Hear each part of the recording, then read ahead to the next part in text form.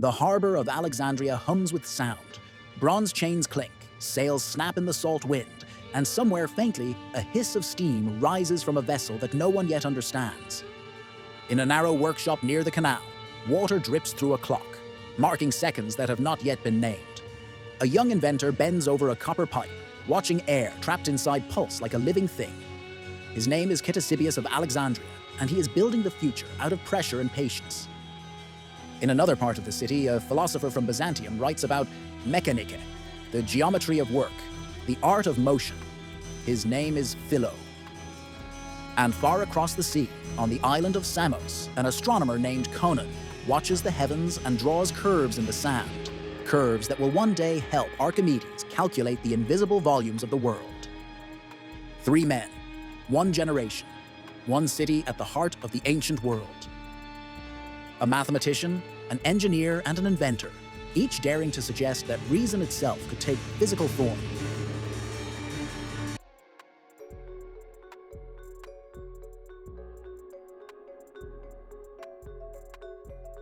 It is the 3rd century before Christ, and the Greek world has changed forever.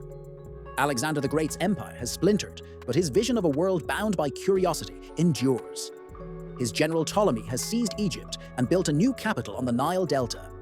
He names it Alexandria, a city not of soldiers, but of scholars.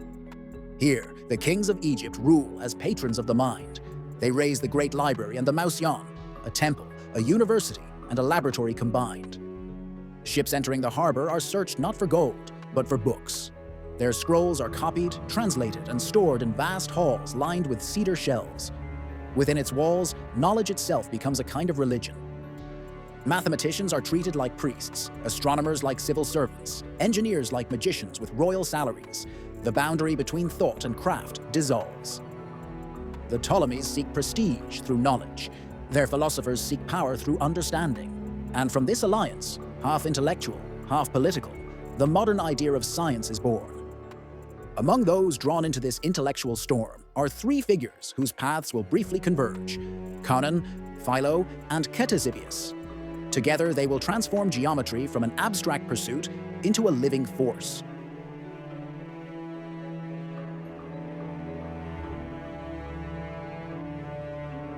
Conon of Samos was born around 280 BCE, on a rocky island where olive trees lean into the Aegean wind. He grew up in the aftermath of Euclid's Elements, a time when geometry was worshipped as the purest form of truth. But Conon's eyes were not fixed on the diagrams of the classroom. He looked upward, to the stars. He traveled to Alexandria to serve as royal astronomer under a Ptolemy III Euergetes. There, he observed eclipses and solstices with an accuracy that startled his contemporaries. He studied the heavens as if they were an immense mechanism. Conon's friendship with Archimedes of Syracuse would become one of the great intellectual correspondences of antiquity. The 2 men exchanged letters and diagrams across the sea. Archimedes later wrote that the great Conon had collected the astronomical observations of the Egyptians and Babylonians. When Archimedes defined the famous spiral, he dedicated it to Conon, acknowledging him as both mentor and peer. To the ancient Greeks, astronomy and geometry were not yet distinct sciences. Conon embodied both.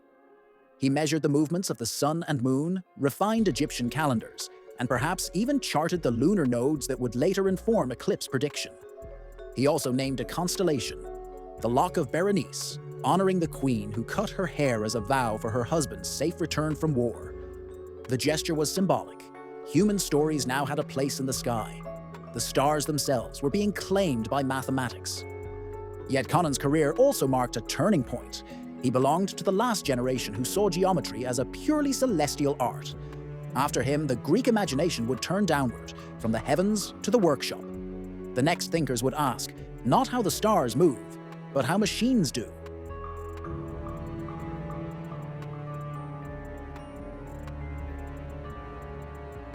Philo of Byzantium was one of them. Born not long after Conon, he traveled through Asia Minor and eventually settled in Alexandria. There, surrounded by philosophers, artisans, and mathematicians, Philo began to wonder whether the same principles that govern the cosmos might also govern engines of war and devices of wonder. To the aristocratic Greeks, manual labor was considered ignoble. Mechanics was a craft, not a science. Philo overturned that prejudice. In his writings, his Compendium of Mechanics, his Pneumatica, his Bella Puica on the art of missiles, he declared that mechanics was applied geometry and that levers, pulleys, and gears were physical proofs of mathematical truth. He described catapults capable of launching projectiles farther and with greater precision than any before. He explained how temple doors could open automatically when a fire was lit on the altar, as heated air expanded through hidden pipes. He designed lamps that refilled themselves and fountains that flowed without human touch. What appeared to be magic was, in truth, experiment. Philo was not a magician, but a philosopher of motion. He reduced Aristotle's vague categories of natural and violent motion to a world of measurable ratios. Every machine, he said, is a compromise between force and distance, a principle that would one day be called mechanical advantage. For the first time, a Greek thinker treated the machine not as an object of labor, but as an object of knowledge. Philo's writing on pneumatics, on air, pressure, and vacuum, would lay the groundwork for the discoveries of his successor, Ctesibius.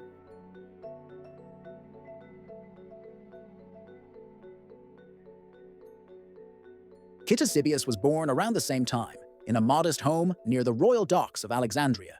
His father was a barber. The boy's first invention, according to legend, was a counterweighted mirror that allowed customers to see the back of their heads. It was a small marvel of balance and leverage, and a glimpse of what would follow. Word of the young man's ingenuity reached the court of Ptolemy II, Philadelphus. He was brought to the museum, given access to its workshops and materials, and encouraged to experiment freely. There, surrounded by mathematicians and instrument makers, Ctesibius created machines that would change the rhythm of civilization. His earliest triumph was the reimagining of the Egyptian water clock, the clepsydra. The old versions flowed unevenly as their water level dropped. Ctesibius added a float regulator and a constant pressure tank, ensuring that the outflow remained steady. The clock now measured time evenly, a mechanical heartbeat that could govern temple rituals, astronomical observations, and daily life. With that invention, time itself became a machine. Next came the hydraulis, the world's first organ. By stabilizing air pressure with a column of water, Ctesibius made it possible to sustain musical notes. The result was a fusion of art and physics, music powered by mathematics. Its deep tones filled Greek theaters and Roman banquets for centuries.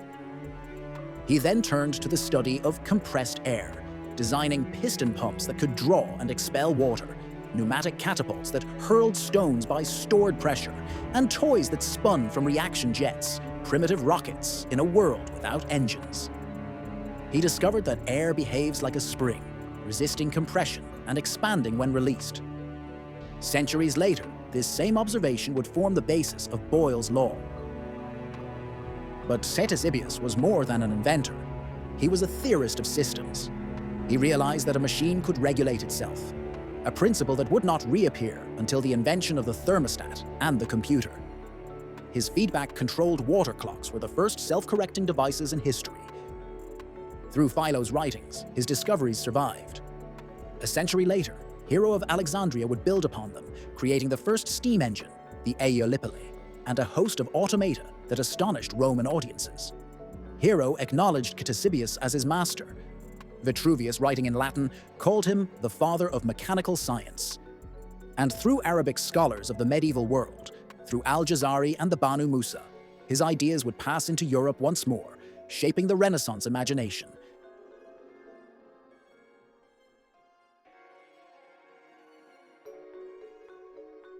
To imagine their world, step into the Museum of Alexandria.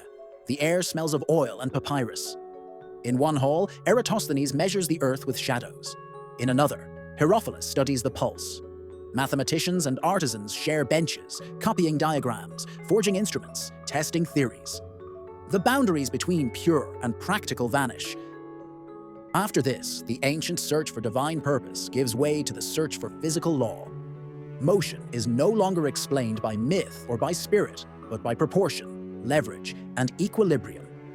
The world is not enchanted, it is intelligible. Ctesibius's water clock no longer depends on the heavens, it creates its own cycles. Philo's automatic doors mimic miracles through the expansion of air. They are not acts of gods, but of geometry. The age of mechanism has begun. Yet the golden light of Alexandria would not last forever. In the centuries that followed, war, fire, and neglect consumed much of the library's treasures. The museum lost its patrons. Rome rose, powerful, pragmatic, but less curious. The legacy of Conon, Philo, and Ctesibius survived only in fragments scattered through Latin and Arabic manuscripts. Their machines were rebuilt, their theories forgotten. And yet, like buried seeds, their ideas endured. When the Renaissance rediscovered the texts of antiquity, it was their spirit that returned first, the belief that the physical world could be explained through reason, and that invention was a form of philosophy. When Galileo rolled his balls down an inclined plane, when Descartes imagined the cosmos as a great clock, when Newton declared that the universe moves by law, each was, in his own way, speaking Alexandrian. In a quiet corner of the modern world, a clock ticks, a pump hums, a jet engine breathes. Somewhere, a student watches a valve open and close in perfect rhythm. These are the after sounds of Alexandria. The machine did not begin in the Industrial Revolution. It began in the mind, when geometry first took shape.